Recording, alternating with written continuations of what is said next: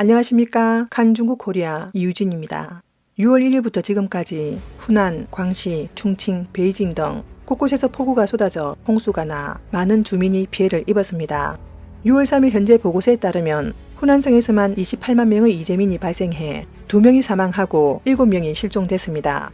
6월 4일을 전후해 후난성 곳곳에 폭우가 쏟아져 1일부터 3일까지 28만 명의 이재민이 발생했고 2명이 숨지고 7명이 실종됐으며 8천여 명이 긴급 대피했으며 170채의 집이 무너지고 농작물 1만 100헥타르가 피해를 입었다고 외신들은 전했습니다. 쩌짱, 위안짱 본류 일부 수위 측정소는 경제 수위를 넘었습니다.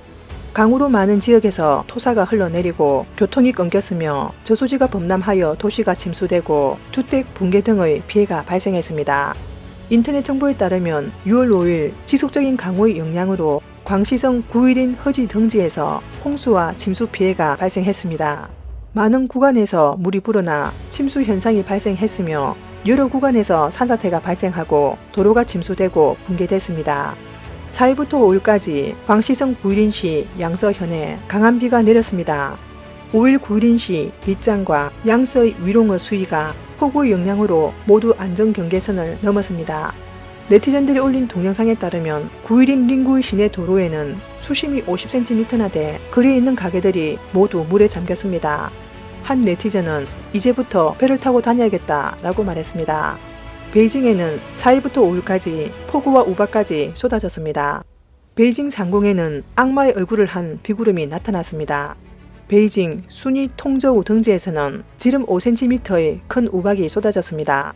북경의 이상 현상을 언급하자 어떤 네티즌은 전염병과 함께 하늘의 분노와 사람들의 원한이 사방으로 퍼지고 있다며 천안문 진압 육사 사건의 33주년인 이때 원혼들의 하늘도 풀어주는 듯하다고 말했습니다. 중국에서는 수년간 홍수 피해가 속출하고 있는데 이를 중공 정부의 게으른 관리 탓으로 보는 네티즌들이 있습니다.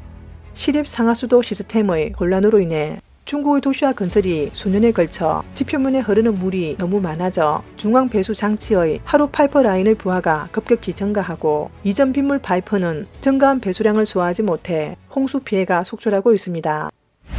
다음 뉴스입니다. 중국의 소셜 네트워크 서비스는 최근 선전시의 호화 주택인 바오능 공간 지하 주차장에서 한 여성이 주차 공간이 점유됐다고 주장하여 다른 사람과 시비가 붙었습니다. 이 여성은 벤틀리 차로 이 자리를 맡겠다고 큰소리 쳤습니다.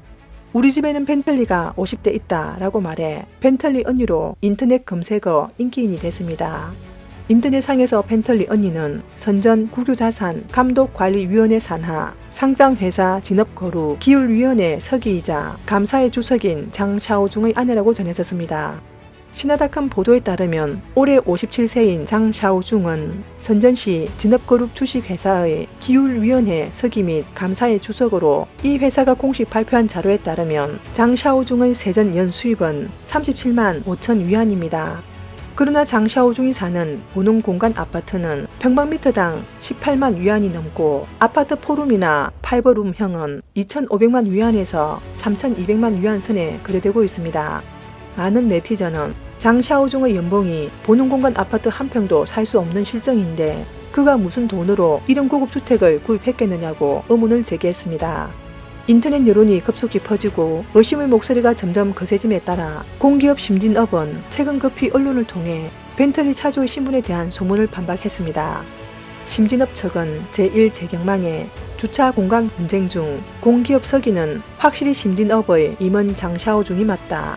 그러나 장 샤오중은 현재 이혼한 독신 상태다.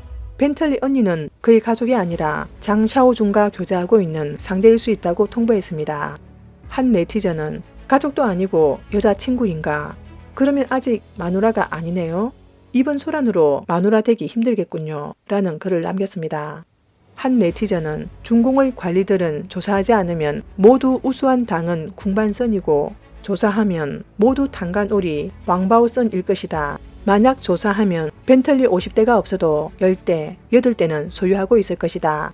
관건은 조사를 할지 하지 않을지에 달렸다. 라는 댓글을 남겼습니다. 다음 뉴스입니다. 올해 6월 4일은 베이징 천안문 광장의 민주화 진압이 33주년 되는 해로 세계 각지에서 다양한 단체들이 기념 행사를 개최했습니다. 자유아시아 방송에 따르면 6월 4일 미국 워싱턴 주재 중국 대사관 앞에서 전미 독립국민연맹 등 단체들이 공동으로 육사 사건 33주년을 기념하는 행사를 열었습니다. 육사 학생운동의 지도자인 왕단은 인사말에서 사람들에게 영원히 잊지 않고 포기하지 않을 것을 호소했습니다. 왕단은 1989년 육사 진압이 중국뿐 아니라 세계도 바꿨다고 주장했습니다.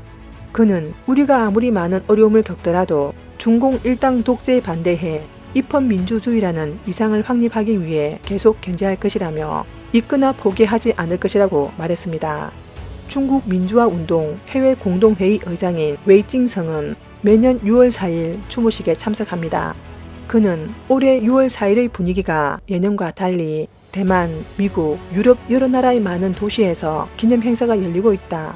규모가 예전보다 훨씬 크며 그는 이것이 모두가 희망을 가졌기 때문이다 라고 말했습니다.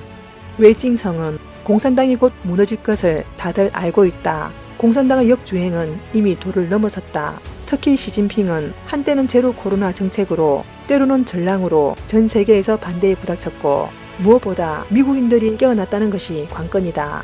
미국 정부가 마침내 정책을 전환하려는 움직임을 보이고 있다.